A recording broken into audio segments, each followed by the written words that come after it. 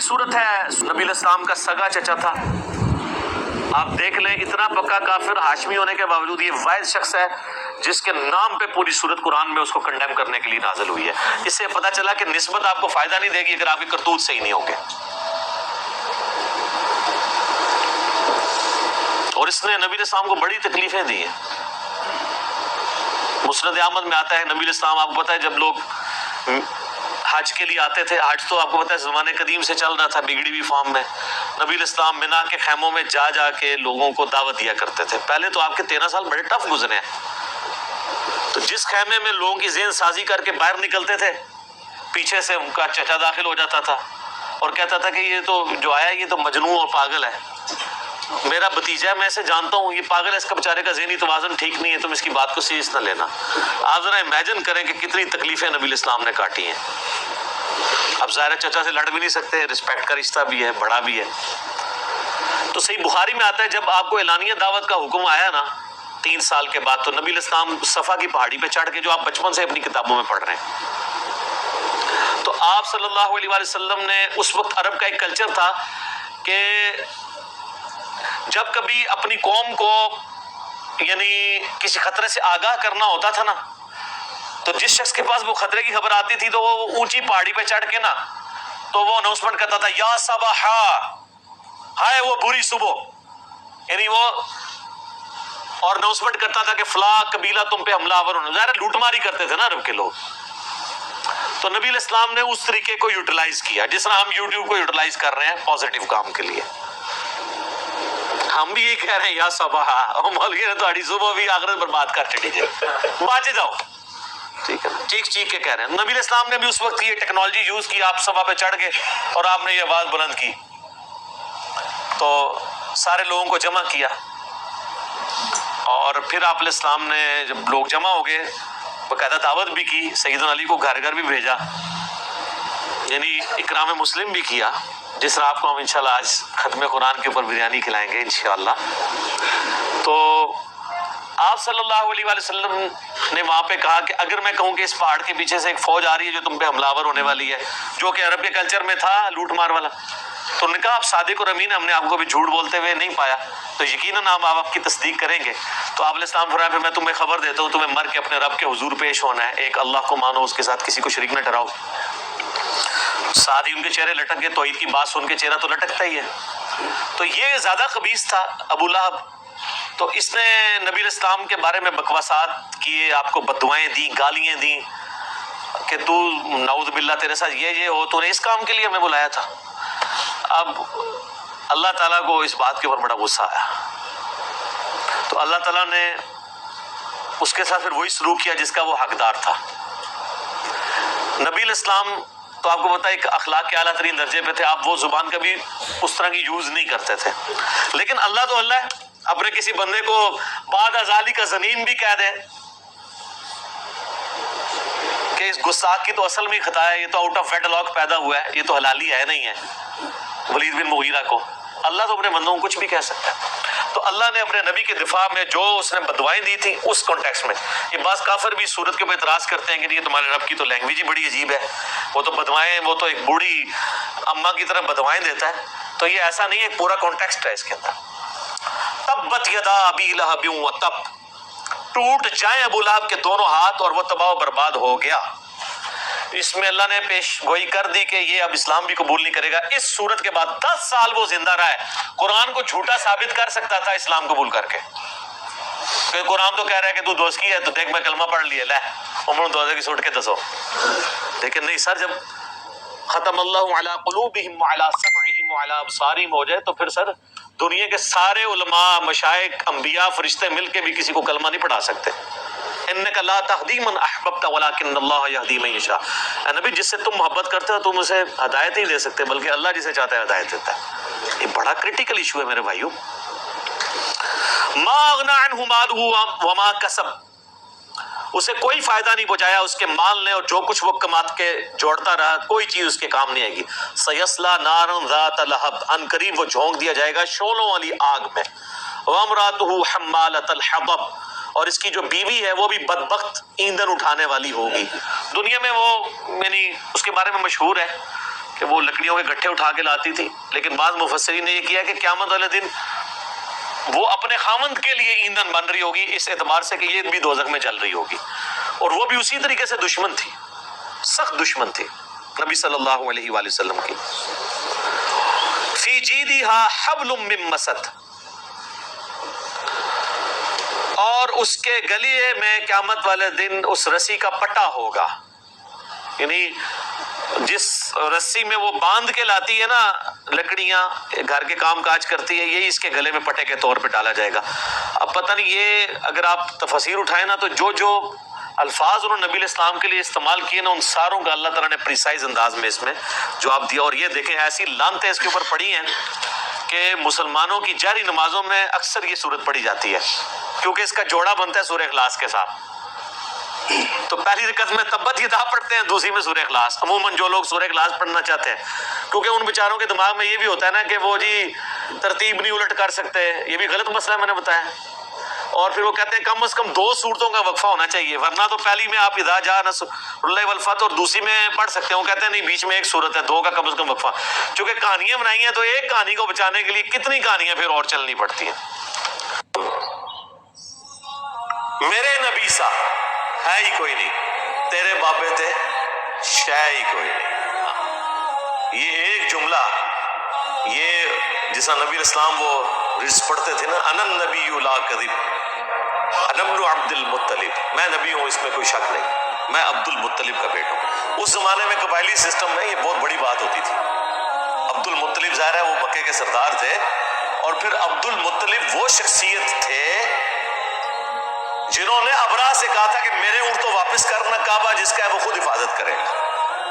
ہاں، پھر رسول اللہ کو جچتا ہے کہ اپنے اس دادا کے اوپر فخر کرے کہ میں عبد المطلب کا بیٹا ہوں، میرا رب پہ ایسا یقین ہے، میں اس عبد المطلب کا پوتا ہوں کہ جس نے ابرا سے کہا تھا کہ میرے اونٹ تو مجھے واپس کر، کعبے کی حفاظت اللہ تعالیٰ خود کرے گا، کیونکہ دنیا کو تو اللہ نے اسباب کے ساتھ جوڑا ہوا ہے نا، دنیا میں تو آپ نے اپنے لیے ایفرٹ پٹ کرنی ہے، اور پھر اللہ تعالیٰ نے حفاظت کر کے دکھائی، اور وہ ایسی حفاظت کی الحمدللہ کہ اس سال کو یادگار اللہ نے بنایا، کیونکہ اس سال پھر رسول اللہ کی پیدائش ہوئی، اور عرب کے لوگ کسی کی پیدائش کو سن کے اعتبار سے یاد نہیں رکھتے تھے، بلکہ ایونٹس کے اعتبار سے یاد رکھتے تھے کہ یہ شخص فلاں موقع پہ پیدا ہوا۔ اسے کہا جاتا تھا عام الفیل، ہاتھیوں والا سال، جس سال ہاتھی ہلاک ہوئے تھے، تو نبی علیہ السلام عام الفیل والے سال پیدا ہوئے، 571 عیسوی۔ یہ تو ہم نے پھر بعد میں کیلکولیشن کی ہے نا، عیسوی تو ان کے ہاں رائج ہی نہیں تھی، ظاہر ہے عرب کے لوگوں کے اوپر تو اس سرزمین پہ تو رومنز کی حکومت نہیں تھی، ان کا زیادہ تر واسطہ جو ہے وہ پرشینز کے ساتھ پڑتا تھا، اور وہ بھی لوٹ مار کی حد تک تھا، قبضہ نہیں تھا پرشینز کا بھی عرب کی سرزمین کے اوپر، یہ انڈیپینڈنٹ تھے، قبائلی تھے، ظاہر ہے ان کو کس طریقے سے وہ اپنے انڈر کر سکتے تھے، جس طرح اب افغانستان کے اوپر آگے کوئی حکومت کرے تو وہ اپنے بیڑا غرق کرے گا نا، وہ آپس میں ایک دوسرے کے ساتھ کٹھے نہیں ہیں، اور باہر کی حکومت کو کیا انہوں نے قبول کرنا ہے، طوائف الملوکی، یعنی آپ نے ماڈرن دور میں اگر عرب کو سمجھنا ہے تو آپ یہ افغانستان کو دیکھ لیں، اور پھر آپ دیکھیں گے اللہ تعالیٰ نے ایک شخص ایسا بھیجا ہے کہ اس نے کس طریقے سے ان سب کو ایک جھنڈے کے نیچے جمع کر کے اور دنیا کی دونوں سپر پاورز الٹوا دی ہیں، رومنز کو اور پرشینز کو، تو یہ بہت غیر معمولی کام ہے۔ تو اللہ کے محبوب صلی اللہ علیہ وآلہ وسلم کی پیدائش کا وہ سال اللہ تعالیٰ نے یادگار بنا دیا۔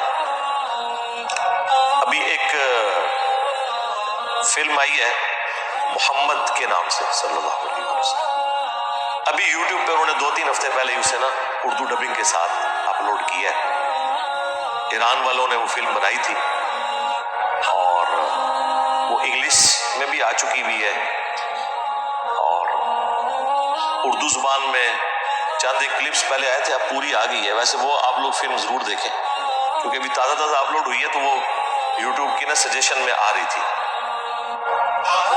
اس میں انہوں نے نبی علیہ السلام کی پیدائش سے پہلے کے کچھ واقعات، پھر آپ کا بچپن کا پورشن جو ہے نا وہ فلم آیا ہے، جو یعنی مختلف قسم کے معجزات ہوئے نبی علیہ السلام کی پیدائش کے وقت غیر معمولی، اس میں جو ابراہ کا لشکر تباہ ہوا جگہ پہنچا دیا. یہی تو ٹیکنالوجی کی برکت ہے آج کل لیٹسٹ، کہ وہ اس طریقے سے آپ کو وہاں تک لے جاتے ہیں. اور ایک یعنی میں سمجھتا ہوں ماڈرن ایج میں لوگوں تک بات پہنچانے کی ایک اچھی کوشش ہے. وہ جب بھی کوئی اس طرح کی کوئی ویڈیو کوئی ڈاکومنٹری آتی ہے تو میں کوشش کرتا ہوں اسے ایک دفعہ ضرور اپنے پلیٹ فارم سے ڈسکس کروں. اور اس کی ریزن یہ ہوتی ہے کہ ہمارے نوجوانوں کی اکثریت تو ہالی ووڈ یا بالی ووڈ کی فلمیں یا اسٹیج ڈرامے دیکھ کے رات کو سوتی ہے. تو ایک دن یہ بھی ایفرٹ پٹ کر کے اس کو بھی ذرا دیکھ لیں، کم از کم اسلام کا تو تعارف اسے ہو. بڑے صحیح طریقے سے انہوں نے ان تمام واقعات کو فلمایا ہے. اور پھر آپ کو یہ بھی پتہ چلے گا کہ کس زمین کے اندر، کس طرح کے لوگوں کے اندر اللہ تعالیٰ نے اپنے پیغمبر صلی اللہ علیہ وآلہ وسلم کو مبعوث کر کے اور کتنا غیر معمولی انقلاب برپا کیا. اگر اللہ کے محبوب صلی اللہ علیہ وآلہ وسلم یونان میں پیدا ہوتے یا رومنز کے اندر پیدا ہوتے کسی محل کے اندر، یا پرشینز کے کسی حکومتی خاندان میں پیدا ہوتے اور پھر وہ ایک بڑے لیڈر کے طور پر سامنے آتے تو بات سمجھ آتی تھی کہ وہ سسٹم کی آؤٹ پٹ تھے. لیکن عرب کے وہ گنوار لوگ جو پانی پینے اور پلانے کے اوپر کئی سال تک جنگ لڑے اور خاندانوں کے خاندان قتل ہو جائیں، اس طرح کے گنوار لوگوں میں اور ان پڑھ امی، انہیں امی کہا جاتا تھا، جاہل، نہ کسی پیغمبر سے واقف نہ کسی شریعت سے واقف. ابراہیم علیہ السلام کو بھی اپنے جد امجد کے طور پر وہ جانتے تھے، پیغمبر کے طور پر نہیں، کیونکہ ظاہر حضرت ابراہیم ہی ان کے پرکھ تھے نا، آباء و اجداد. یعنی حضرت ابراہیم علیہ السلام نے آ کے شہر مکہ آباد کیا تھا. جس طرح یہاں پہ بھی ہمارے وہ ایک ایکس پرائم منسٹر صاحب کہتے تھے میں عبد القادر جیلانی کی اولاد میں سے ہوں. تو بس وہ اولاد ہونے کے اعتبار سے لوگ اپنے آپ کو منسوب کر رہے تھے، باقی وہ حضرت ابراہیم علیہ السلام کے دین پہ نہیں چل رہے تھے. اکا دکا لوگ ہوں گے موحدین، باقی تو میجورٹی جو ہے وہ بت پرستی میں انوالو تھی. خانہ کعبہ کا طواف کرتے تھے، ظاہر ہے وہ نسل در نسل چل رہا تھا طواف کعبہ، حج بھی ہوتا تھا، لیکن اسی خانہ کعبہ کے اندر انہوں نے 360 بت رکھے ہوئے تھے. اچھا، اللہ کے نام سے بھی واقف تھے. یہاں پہ سب کانٹیننٹ مشہور ہے کہ جی وہ اللہ کو نہیں مانتے تھے. جناب اللہ کو مانتے تھے. وہ اللہ کو نہ مانتے ہوتے تو رسول اللہ صلی اللہ علیہ وآلہ وسلم کے والد محترم کا نام عبداللہ ہوتا رضی اللہ تعالیٰ عنہ علیہ السلام.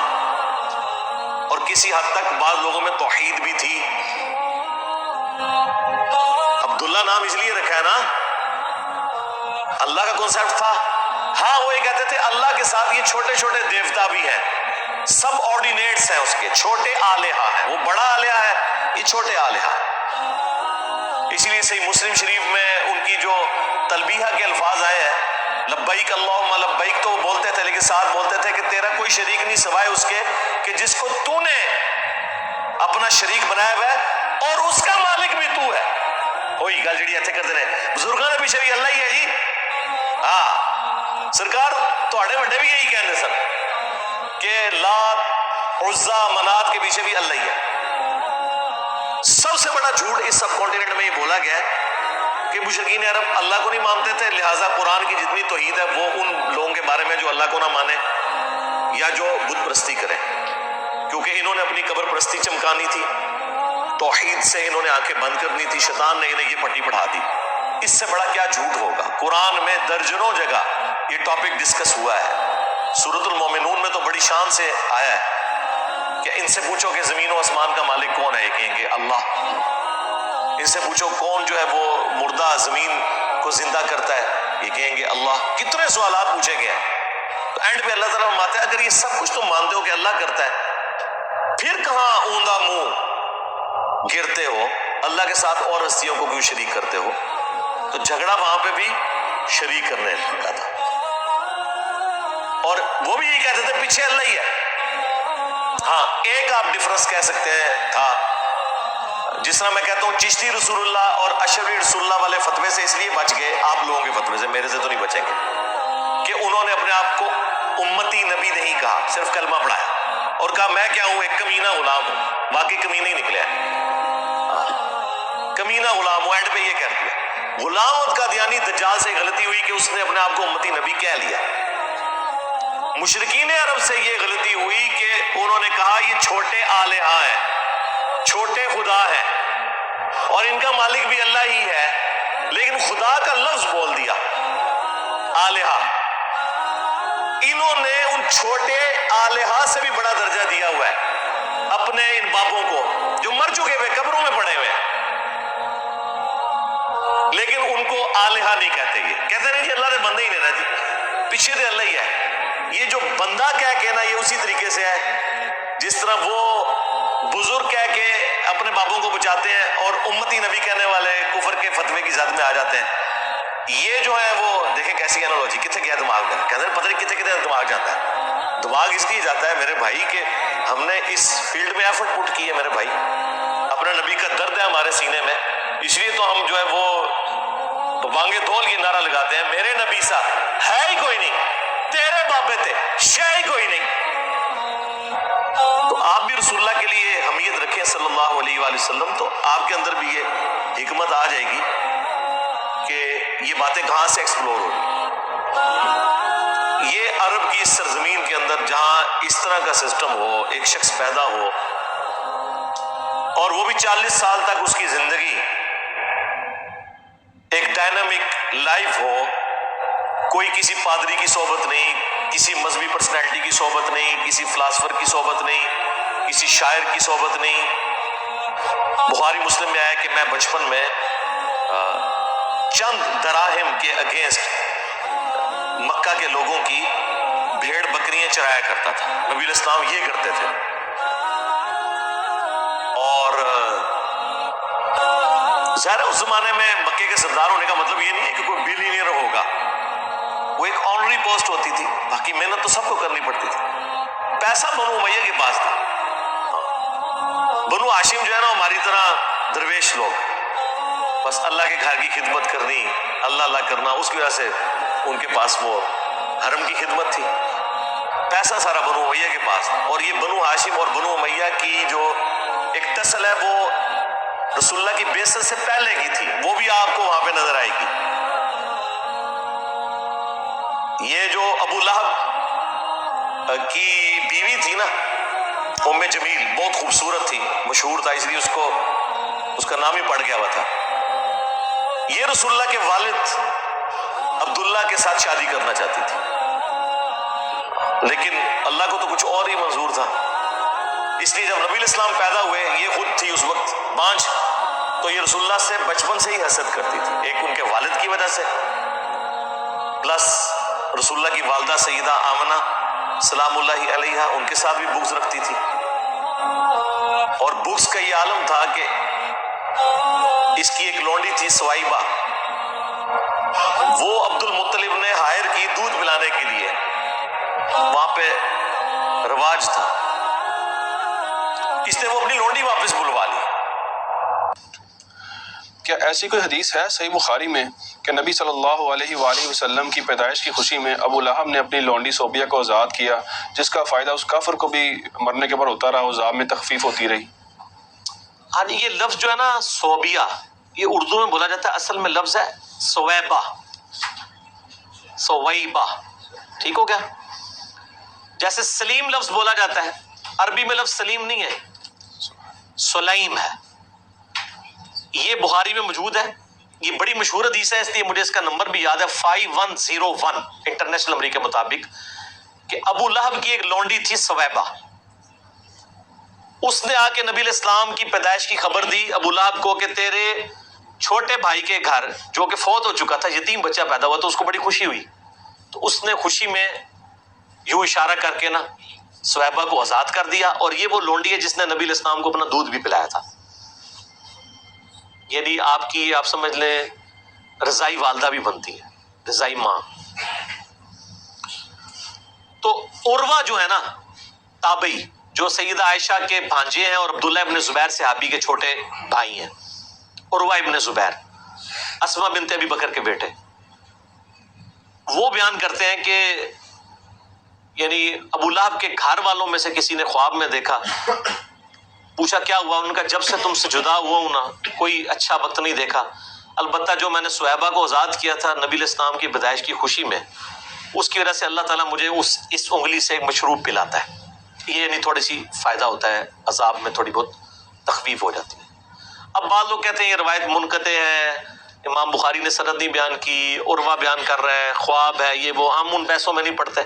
ہم کہتے ہیں ٹھیک ہے، بالکل ٹھیک ہے، نبی علیہ السلام کی پیدائش کی خوشی میں اس نے نبی سمجھ کے نہیں، بھتیجا سمجھ کے کیا تھا، اور ایک ہی دفعہ کیا تھا، ہر سال وہ لونڈیاں آزاد نہیں کرتا تھا، تو اس کا نفع اس کو پہنچ گیا۔ آپ بھی نبی علیہ السلام کی پیدائش کی خوشی میں صدقہ اور خیرات کرنا چاہتے ہیں، ضرور کریں، ہمیں کوئی حرج نہیں ہے، آپ کریں اجتہاد، اگر آپ اس سے مسئلہ نکالنا چاہتے ہیں، لیکن آپ اس مسئلے سے لوگوں کو پابند نہیں کریں گے، ورنہ تو آپ کو یہ بتانا پڑے گا کہ حضرت ابوبکر، عمر، عثمان و علی بھی اپنے دور کے اندر 12 ربیع الاول کے اوپر اس طرح لونڈیاں آزاد کرتے تھے، تو یا پھر آپ کہیں گے ہم بڑے عاشق رسول ہیں ان سے، تو مسئلہ آگے وہاں پہ پھنسے گا۔ علیکم بسنتی و سنت الخلفاء الراشدین المہدیین، ان سارے مسئلوں کو پھر اجتہادی رکھیں، کتاب و سنت دین بنا کے پیش نہ کریں، اجتہاد کو دین نہ بنائیں، ٹھیک ہو؟ وہ سوئے لال زار پھرتے ہیں،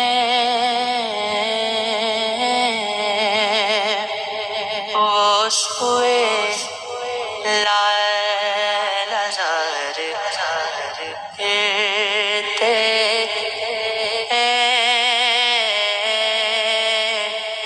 تیرے دن اے بہار پھرتے ہیں،